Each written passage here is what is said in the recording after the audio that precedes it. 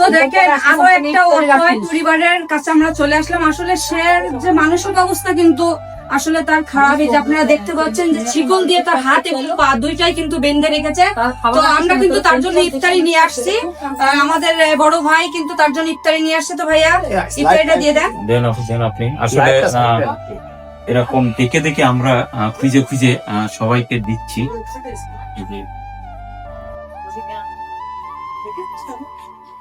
দেখেন আমরা কিন্তু এইরকম অসহায় মানুষ খুঁজে খুঁজে বের করে তাদেরকে কিন্তু ইফতারি দিচ্ছি। তো আপনারা যারা এই ভিডিওটি দেখছেন প্রচুর পরিমাণে এই ভিডিওটি শেয়ার করবেন, যাতে এরকম মানবিক কাজ আপনারা সবাই করতে পারেন এবং আপনারা সবাই একটি একটি করে ভিডিও শেয়ার করবেন।